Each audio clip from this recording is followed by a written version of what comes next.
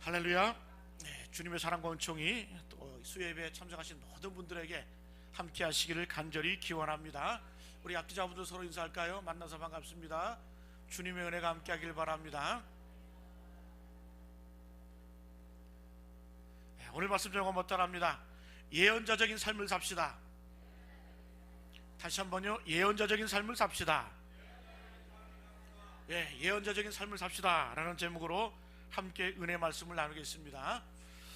성경에는 이 예언이라는 단어가 많이 등장을 합니다. 예언이 뭘까요? 신당동 주차장 앞을 지나다 보니까 예언가의 집이 있더라고요. 그 뭐 하는 집인지는 모르겠는데 뭔가 좀 예언을 하는 것 같아요. 그죠? 권목수 권사님하고 오면서 막 웃었어요. 같은 일 한 거 아니냐고. 예언가가 있다고. 예언가가. 근데 우리가 어떤 생각하기를 예언자, 예언 어떤 의미입니까? 앞으로 다가올 일을 미리 알고 말하는 사람을 예언자라 그래요. 그죠? 그러니까 우리에게 다가오는 그 미래, 앞으로 다가올 일들을 미리 알고 미리 말할 수 있는 사람을 예언가, 예언자라고 우리 흔히 생각을 합니다. 이때 쓰인 한자가 어떤 뜻이냐? 미리 예자에다가 말씀 원자예요. 그러니까 미리 알고 말하는 거를 예언자 이렇게 말을 하는데, 그러나 여러분, 이런 사람은 없습니다. 하나님께서 우리 인간으로 하여금 장래를 모르게 하셨어요. 여러분, 전도서 8장 7절에 보니까 사람이 장래일을 알지 못하나니 장래일을 가르칠 자가 누구이랴. 이 말은 뭡니까? 하나님이 우리 인간으로 하여금 미래의 일, 장래의 일들은 모르게 만드셨다는 거예요. 모르니까 재밌죠. 그죠? 또 전도서 7장 14절에 보니까 사람이 그의 장래일을 능히 헤아려 알지 못하게 하셨느니라. 인간은 원래 알 수 없다는 거예요. 그래서 여러분, 전도서의 결론이 뭡니까? 형통한 때는 기뻐하고 곤고한 날에는 생각하라. 이게 바로 전도서의 교훈이에요. 미리 앞의 일까지 걱정하면서 미리 알 거 생각하지 말고 형통할 때는 마음껏 기뻐하고, 또 곤고한 날이 오면은 하나님이 나에게 어떤 뜻으로 이런 고난을 주시는지 깊이 생각하고 묵상하라는 것이 바로 우리 인간의 본본임을 가르쳐주고 있습니다. 그래서 우리가 현혹되면 안 됩니다. 속아서는 안 됩니다. 인간의 장래 일들을 어느 정도 예측은 할 수 있어요. 분석을 할 수 있어요. 그렇잖아요? 미리미리 예측은 할 수 있고 분석 정도는 할 수 있지만은 장래일을 다 알 수는 없다는 거예요. 그러면 이 성경에서 말하는 예언은 뭘까? 도대체 성경에서 말하는 예언은 어떤 뜻일까? 성경에서 나오는 이 예언은, 예언 할 때 이 예자는 맡길 예자에다가 말씀 어자입니다. 다시 말씀드리면, 성경에서 말하는 예언은 하나님의 말씀을 맡아서 말하는 사람을 예언자라고 하는 거예요. 하나님의 말씀을 증거하는 사람. 그러니까 우리 모두 다 예언자가 될 수 있다는 거예요. 그래서 오늘 말씀의 제목처럼 우리가 이 땅을 살아갈 때에 예언자적인 삶을 살아야 됨을 우리에게 가르쳐주고 있습니다. 그래서 성경적인 예언은 한마디로 정의하면 중보기도를 통해서 하나님의 말씀을 받고 그 받은 말씀을 가지고 사람들에게 말하는 것을 예언이라고 하는 거예요. 이게 바로 성경적인 예언입니다. 그래서 성경에서 나오는 이 예언의 뜻은 중보에 가까워요. 중보에. 왜? 내가 하나님과 사람 사이에서 하나님의 말씀을 듣고 그 하나님의 말씀을 증거할 수 있는 사람이 예언자잖아요. 그게 중보자잖아요. 이게 어떻게 보면 예언자적인 측면보다는 중보적인 측면이 강합니다. 오늘 말씀에 나오는 이 아브라함, 이제 소돔과 고모라를 위해서 중보기도합니다. 몇 번 기도해요? 6번 기도합니다. 첫 번째, 의인 50명이 있으면 이곳을 멸하시겠습니까? 50명에서 45명으로, 그 다음에 40명, 30명, 20명, 10명, 6번씩이나 중보기도를 합니다. 그래서 성경에서 말할 때에 예언자의 첫 번째 모습을 아브라함에서 찾아요. 아브라함은 믿음의 조상이기도 하지만은 성경에 나오는 첫 번째 예언자였다, 이렇게 표현을 해주고 있습니다. 사랑하는 교회 여러분, 우리 모두 이 아브라함처럼 중보의 삶을 사시기를 간절히 축복합니다. 또 오늘 말씀의 제목처럼 이 아브라함처럼 예언자적인 삶을 살아가시는 우리 모두 되시기를 간절히 축복합니다. 그러면은 이 예언자적인 삶은 어떤 삶일까? 한번 따라합니다. 하나님의 계획을 남들보다 먼저 한다. 그래요. 하나님의 계획을 먼저 남들보다 아는 사람이 바로 예언자예요. 그래서 예언자의 삶은 바로 하나님의 계획, 하나님의 섭리, 하나님의 뜻을 남들보다 미리 분별할 수 있고 알 수 있는, 깨달을 수 있는 사람이 바로 예언자예요. 오늘 16절부터 17절 말씀 같이 한번 읽어봅니다. 시작. 거기서 일어나서 소돔으로 향하고 아브라함은 그들을 전송하러 함께 나가니라. 여호와께서 이르시되 내가 하려는 것을 아브라함에게 숨기겠느냐. 자, 우리가 16절부터 읽었는데 1절부터 15절까지가 어떤 내용입니까? 바로 아브라함이 나그네 3명을 대접하는 장면이 나와요. 지나가는 나그네를 불러서 찾아서 발을 씻기고 떡을 해서 먹이고 송아지를 잡아서 고기를 먹이고 숭하게 대접을 하는 장면이 바로 1절부터 14절 말씀인데, 15절까지 말씀인데, 이제 그 사람들이 16절 보니까 그 사람들이 거기서 일어나서 어디로 가는 거예요? 소돔 땅으로 가는 거예요.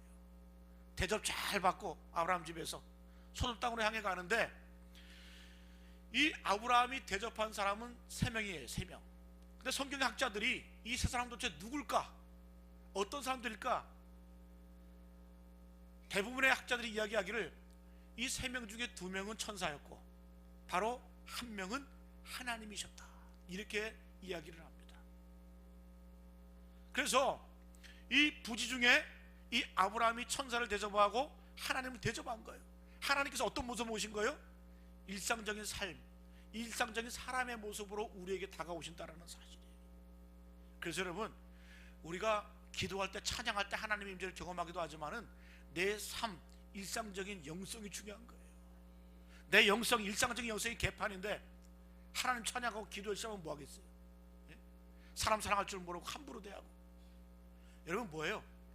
하나님께서는 우리가 정말 지극히 평범한 그곳에 임재하신다는 사실이에요.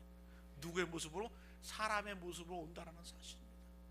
자, 이제 그 사람이 아브라함의 대접을 잘 받고 3명이 이제 소돔으로 떠나게 되는데, 그 2명은 천사였고 한 사람은 하나님이셨어요. 그런데 갑자기 어떻게 해요? 소돔으로 향하고 아브라함은 그들을 전송하러 함께 나가니라. 갑자기 누가? 16절, 17절 말씀 한번 보여주세요. 여호와께서 이르시되 내가 하려는 것을 아브라함에게 숨기겠느냐. 그 중에 한 분이신 하나님이 뭐라고 말씀하는 거예요? 내가 하려는 것을 아브라함에게 숨기겠느냐. 나의 모든 비밀, 내 계획들을 누구에게 알려주겠다는 거예요? 아브라함에게 알려주겠다는 거예요. 그 계획이 뭡니까? 그 비밀이 뭡니까? 소돔과 고모라 성을 내가 멸하겠다. 하나님이 계획하고 계셨어요. 그래서 소돔 땅으로 가시는 거예요. 그런데 그 도중에 어떻게 해요? 아브라함에게 미리 이야기해 주시고 말씀해 주시는 겁니다. 어찌 보면 우리 성경 말씀 이렇게 읽다 보면은 하나님께서는 그냥 가시려고 했던 것 같다가 갑자기 발길 돌리셔가지고 아브라함에게 말씀해 주시는 그런 장면이에요. 마치 어떤 모습, 말하고 싶어서 안달난 모습, 그 모습, 하나님의 모습을 우리는 보게 됩니다. 그리고 하나님께서는 그 속마음을 아브라함에게 털어놓으십니다. 어떤 속마음이에요? 내가 이제 소돔과 고모라 땅을 멸하러 갈 것이다. 재앙을 내리러 간다. 이 속에 있는 마음을, 속에 있는 이야기를 아브라함에게 이야기해 주고 계십니다. 여러분, 보통 신앙생활 할 때 우리가 하나님께 속마음을 털어놓잖아요, 그죠? 기도하면서, 찬양하면서, 말씀을 들으면서, 예배하면서 보통의 경우에는 우리 인간이 하나님께 속마음을 털어놔야 되는데, 이 경우는 어떤 경우예요? 하나님께서 마치 안달나신 것처럼 사람에게, 아브라함에게 자기의 속마음을 털어놓고 계세요. 왜 그럴까요? 아브라함과 친하기 때문에. 간단합니다. 여러분, 친한 사람에게는 비밀이 없어요. 사람에게는 누구나 더 친한 사람이 있고 덜 친한 사람이 있잖아요, 그죠? 그래서 어때요? 더 친한 사람한테는 비밀 얘기도 다 하고 속에 있는 얘기도 다 하잖아요. 근데 덜 친한 사람한테는 어떡합니까? 가려서 얘기해요. 속에 있는 얘기를 잘 안 해요. 네? 그래서 이 사람이 나한테 속에 있는 얘기를 다 하냐 안 하냐, 그거에 따라서 우리가 친분의 관계를 우리가 설정을 하잖아요, 그죠? 어디까지 이야기할 수 있느냐. 여러분, 이제 아브라함이 하나님께 부름을 받은 이후에 25년이 지난 상황이에요. 그 전까지 하나님과 아브라함은 갈등의 상황도 있었어요. 불순종의 상황도 있었어요. 또 13년 동안이나 정말 하나님이 침묵하실 때도 있었어요. 그런 과정을 거쳐가면서 하나님이 아브라함에 나타나셔서 뭐라고 말씀해요? 두려워하지 말라. 나는 너의 상급이라. 너는 내 앞에서 완전하라. 내게 아들이 있을 것이다. 이 얘기할 때만 해도 하나님과 아브라함은 그렇게 친하지는 않았어요. 근데 어느 시점을 기점으로 해서, 여러분 지난 수요일날 우리가 어떤 말씀 나눴어요? 아브라함의 할례에 대해서 나눴잖아요. 하나님이 내가 너로 영원한 기업이 되게 하고 내 민족을 번성하게 하고 또 내가 너를 열국의 아비가 되게 하겠다고 이런 약속을 하시면서 한 가지 조건을 내주셨죠. 그게 뭡니까? 다 까먹으셨죠? 참 감사해요, 그죠? 그래서 목사들이 먹고 사는 것 같아요. 했던 것도 해도 늘 새로우니까, 아침마다 늘 새로우니까, 그죠? 그래서 여러분, 하나님과 아브라함이 친밀감이 형성된 그 계기가 뭐냐? 바로 할례 사건이에요. 할례 사건. 할례가 뭐예요? 하나님의 백성으로 인침을 받는 그 사건이 할례 사건이거든요. 그때부터 아브라함과 또 하나님은 급속도로 친해집니다. 또 창세기 18장으로 넘어와서 1절부터 15절까지의 이 아브라함이 하나님을 극진히 대접을 하잖아요. 하나님이 사람의 형상으로 이 땅에 오셨을 때, 지나가는 나그네의 모습을 봤을 때 발을 씻기고 떡을 대접을 하고 송아지를 잡아서 요리를 해드리면 극진히 대접을 합니다. 그러니까 우리 하나님과 대접을 잘 받고 나니까 마음이 열리신 거예요. 아브라함과 친해진 거예요. 그래서 어떤 모습으로? 내가 계획한 것들을, 또 내가 하려는 것들을 아브라함에게 숨기겠느냐 말씀하시면서 아브라함에게 소돔과 고모라 성에 멸망될 것을 이야기해 주고 있는 거죠. 사랑하는 여러분, 우리가 하나님을 믿되 하나님과 친해지시기를 간절히 축복합니다. 신앙생활의 가장 중요한 게 뭔 줄 아세요? 하나님과의 친밀감이에요. 친밀감. 내가 아버지 하나님 이 소리만 해도 하나님이 나를 만져주시는 것 같고 나를 보듬어 주시는 것 같고 내 소리를 들으시는 것 같고, 이런 친밀감이 있어야 여러분 하나님과 나와의 온전한 관계가 이루어지는 거예요. 여러분 이런 삶을 살고 계십니까? 이런 삶을 사시기를 축복합니다. 어떻게 해요? 우리 마음 가운데 할례가 이루어져야 돼요. 내 생각 가운데 할례가 이루어져야 돼요.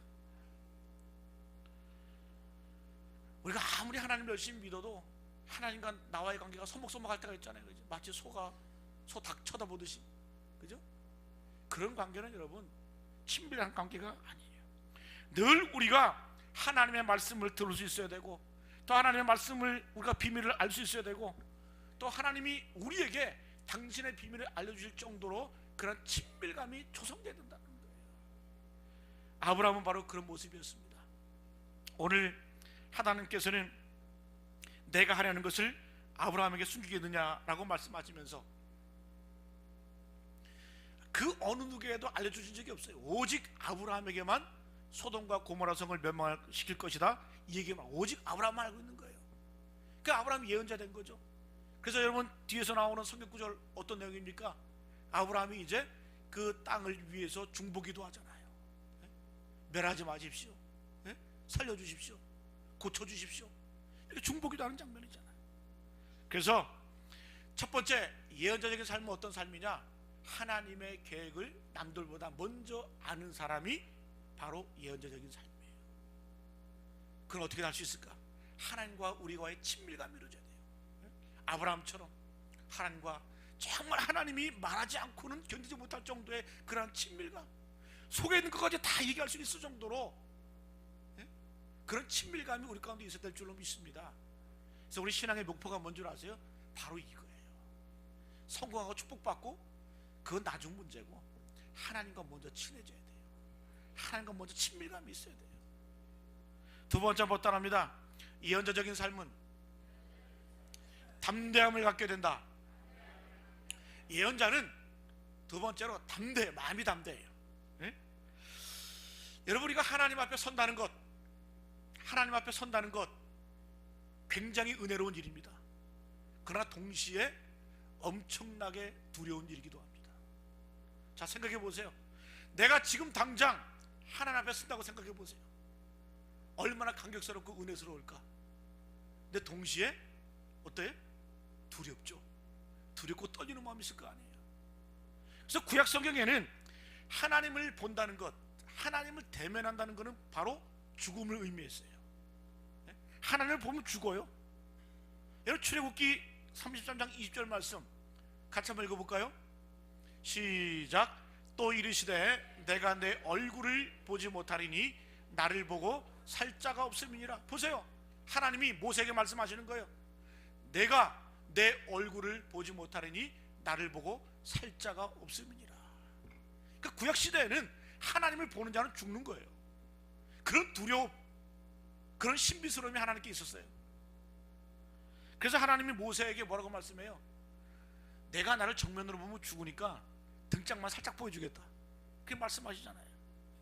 여러분, 그래서 출애굽기 33장 22절부터 23절까지 말씀 한번 읽어볼까요? 시작. 내 영광이 지나갈 때에 내가 너를 반석 틈에 두고 내가 지나도록 내 손으로 너를 덮었다가 손을 거두리니 내가 내 등을 볼 것이요 얼굴은 보지 못하리라. 보세요, 하나님의 영광이 지나갈 때 뭐라고 말씀해요?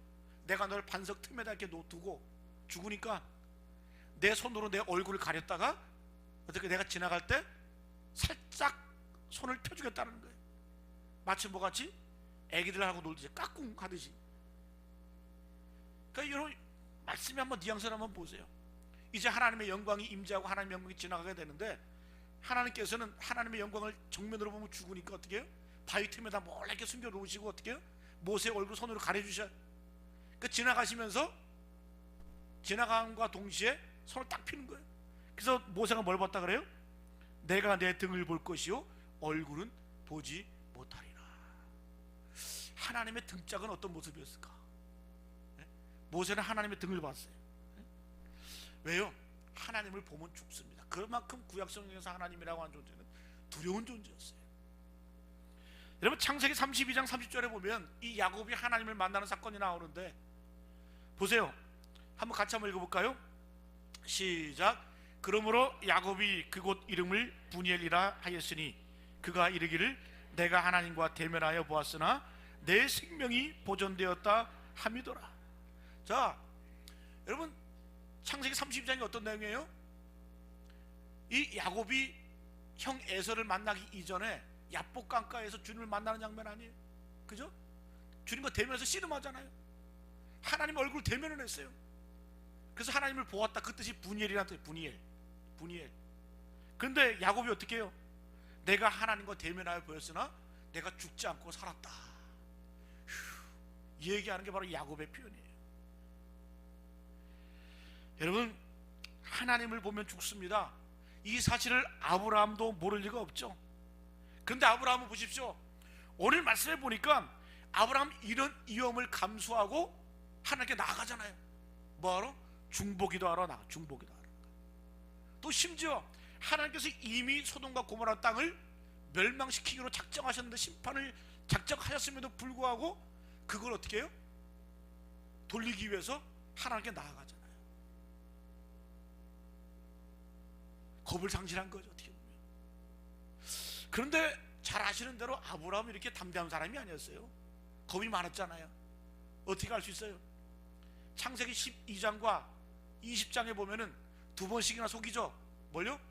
자기 목숨을 구하기 위해서 자기 아내 사라를 누이라고 속이잖아요. 그러니까 자기 목숨을 구걸하잖아요. 이 정도로 겁이 많은 사람이었어요. 자기 살기 위해서 자기 마누라를 어떻게 해요? 동생이라고 속일 정도로, 거짓말을 할 정도로 겁이 많은 사람이었는데, 오늘 말씀에 보면 어떻게 해요? 그런 모습은 볼 수가 없어요. 당당하게 어떻게 해요?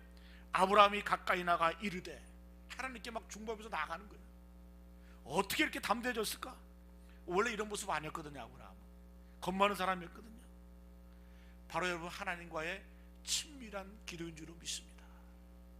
이제 마음의 할례, 육신의 할례를 받고 나니까 하나님과 친밀감이 성되니까 담대할 수 있는 거예요. 그전에 우리가 부모와 자식 간의 관계도 그렇잖아요. 서먹서먹하고 친밀감이 없으면은 부모가 무섭고 자녀가 관계가 소원해지잖아요. 그런데 부모와 자식 간에 이렇게 부둥켜 안고 이렇게 어울리고 이렇게 친밀감이 조성되면 어떻게 해요? 애들은 담대해요, 부모한테도. 자, 그런데 오늘 말씀해 보니까 하나님과 아브라함의 대화가 쭉 이어지게 되는데, 저는 이 말씀을 읽으면서 이거는 하나님께 아브라함이 기도하는 것 같지만 이건 기도의 수준이 아니에요. 마치 하나님께 따지듯 하나님께 달려들어요.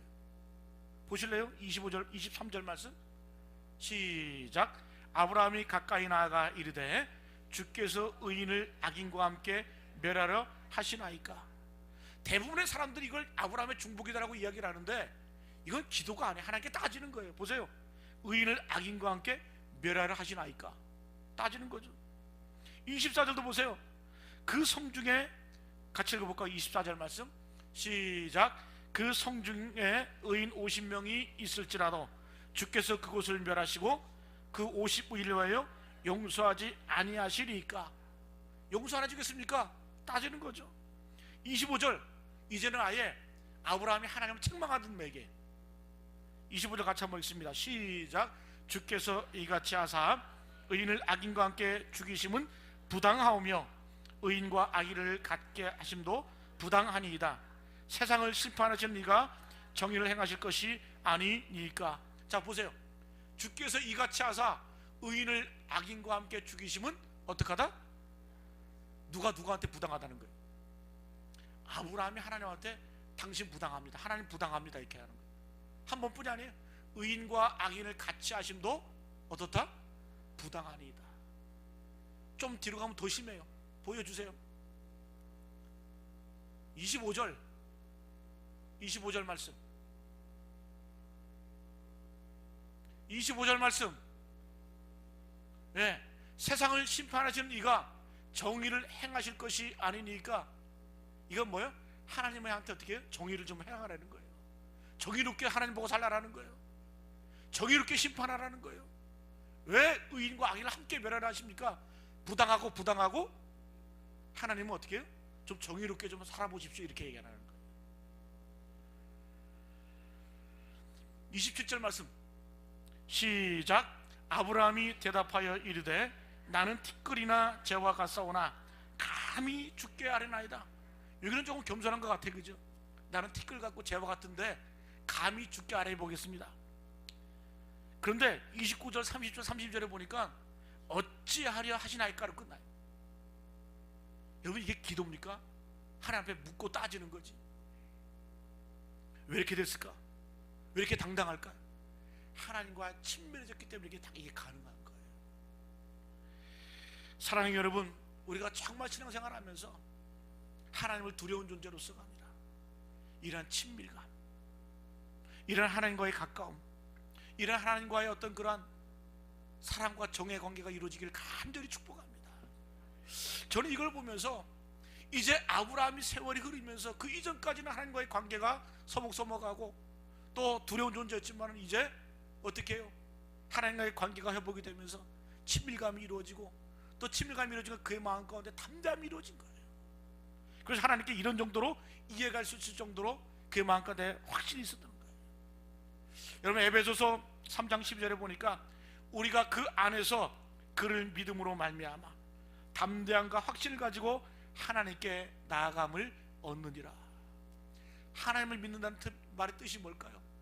우리 마음 가운데 담대함이 있다는 거예요. 우리 가운데 확신이 있다는 거예요. 이걸 가지고 하나님께 나아가는 게 온전한 신앙임을 우리에게 보여주고 있습니다. 여러분 그래서 예언자적인 삶은 첫 번째는 뭐예요? 하나님의 계획을 남들보다 먼저 하는 사람이 예언자적인 삶이에요. 중보할 수 있는 거예요. 두 번째는 뭐예요? 담대함이 생기는 거예요. 어떤 담대함? 하나님과의 친밀감을 통해서 확신이 생기고 담대함이 생겨서 이제 남을 이제 중보할 수 있는 그런 데까지 나가는 게 바로 이 아브라함의 모습이에요. 마지막 한번 따라합니다. 예언자적인 삶은 한번 따라하면 자신의 문제보다는 타인의 문제에 더 관심을 갖게 된다. 자, 예언자적인 삶은 어떤 삶입니까? 자기 자신의 문제보다는 타인의 문제에 더 관심을 갖게 되는 게 바로 예언자적인 삶의 모습이에요. 자, 창세기를 한번 우리가 쭉 읽다 보면은 창세기 어디에도 아브라함이 이렇게 하나님께 끈질기게 눈물나게 담대하게 매달려 기도한 예가 없습니다. 여기에서만 창세기 18장에서만 아브라함이 끈질기게 주님과 기도하는 장면이에요. 한 기도한 게 아니에요. 몇 번? 6번. 쭉 읽어보시면은 처음에 의인 50명을 위해서, 의인 45명을 위해서, 40명을 위해서, 30명, 20명, 10명을 위해서 계속해서 끈질기게 하나님 앞에 매달려 기도합니다. 근데 창세기에서 아브라함이 기도한 역사는, 이렇게 끈질기게 기도한 역사, 여기가 처음이고 마지막이에요. 자, 그런데 이 아브라함의 중보기도를 보면은 이 기도가 바로 누구를 위한 기도입니까? 자기를 위한 기도예요? 자기 가정을 위한 기도입니까? 아니면은 자기 자녀를 위한 기도입니까? 아니에요. 누구를 위한? 생면부지의 소돔과 고모라 성을 위한 기도예요. 그런 기도를 이렇게 간절하게 목숨을 걸고 하나님 앞에 나가서 기도하는 거예요. 여러분, 이것이 바로 믿음의 조상다운 그러한 태도인 줄로 믿습니다. 자기 자신의 문제가 아닌 소돔과 고모라 성을 위해서 끈질기게 눈물겹게 하나님 앞에 중보기도하는 이 아브라함의 모습, 여기부터 이제 아브라함이 믿음의 조상다운 그런 면모가 나오는 거예요. 남을 위해서 중보하는 이 모습, 우리를 한번 돌아보시기 바랍니다. 우리가 여러분 내 가정을 위해서, 내 자녀를 위해서 눈물나게 기도해 본 적 있으시죠? 있으시죠? 아멘. 저도 우리 애가 아플 때는 참 눈물나게 이렇게, 눈물은 안 나더라고요. 근데 눈물 날 정도로 기도한 적은 있어요. 막 고열이 나고 막 이렇게 할 때는. 그런데 내가 남을 위해서 기도한 적은, 눈물 날 정도로 기도할 정도는 내가 몇 번이나 되나? 몇 번 안 되는 것 같아요. 정말 마음 앞에 기도한 적은 있지만은 정말 내가 대성통곡하면서 눈물 나게 남을 위해서 기도한 적은 몇 번이나 있나? 별로 없는 것 같아요. 그런데 여러분, 아브라함은 남을 위해서 이렇게 중보하는 모습, 이런 모습을 우리는 보게 됩니다. 다른 사람의 문제를 위해서 이렇게 간절히 기도합니다. 그러나 어떻게 해요? 아브라함은 정작 자신의 문제에 대해서는 하나님 앞에 묻지도 않고 따지지도 않고 침묵하는 모습을 봐요. 창세기 22장에 보면은 어떤 내용이에요? 하나님께서 아브라함에게 명령하시죠. 내 아들 이삭을 내게 바쳐라. 그래서 아브라함이 어떻게 합니까? 아들 이삭을 데리고 모리아산으로 가잖아요. 잡아 죽이기 위해서, 하나님께 바치기 위해서.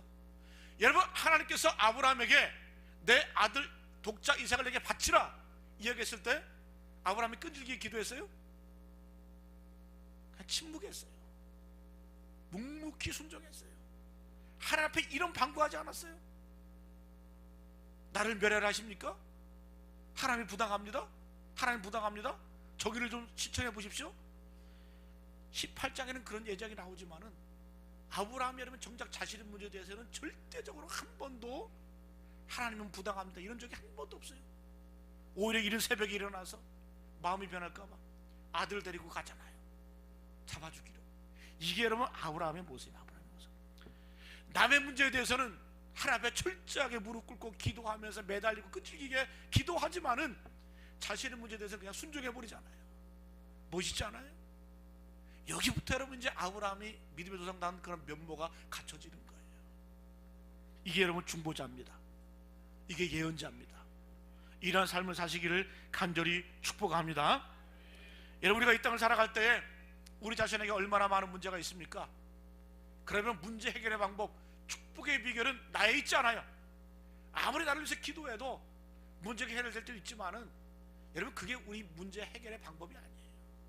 오히려 우리 예수 믿는 사람들, 하나님 믿는 사람들은 내게 문제가 있으면 오히려 다른 사람을 위해서 기도해야 돼요.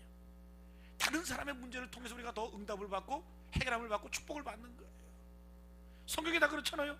요셉도 감옥에 갇혀서도 나를 좀 구해주십시오 이런 기도 안 했잖아요.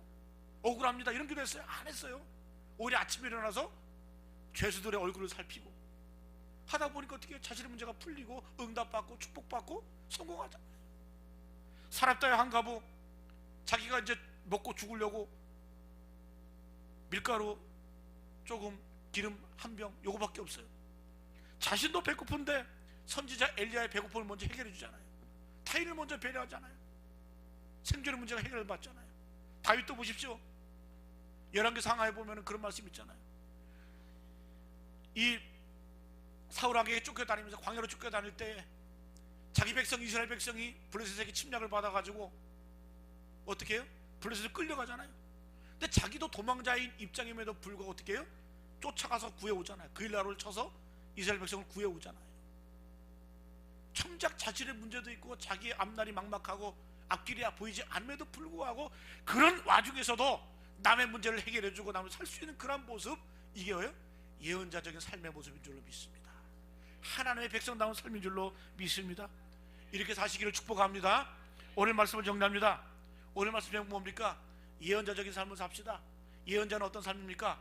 예언자는 하나님의 받아서 그 받은 말씀을 가지고 사람을 중보할 수 있는 사람이 바로 예언자적인 삶이에요. 이런 삶은 어떤 삶입니까?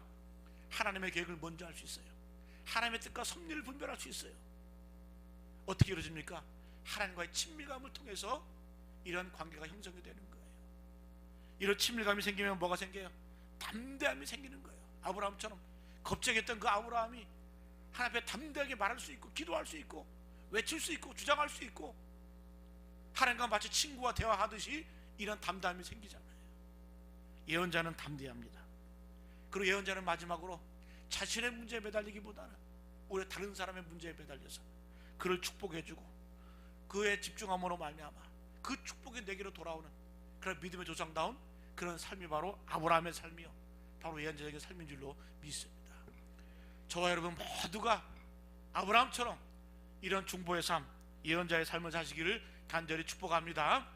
오늘 주신 말씀 기억하면서 우리의 마지막 찬양, 하나님은 너를 지키시는 자 찬양하고 기도하겠습니다.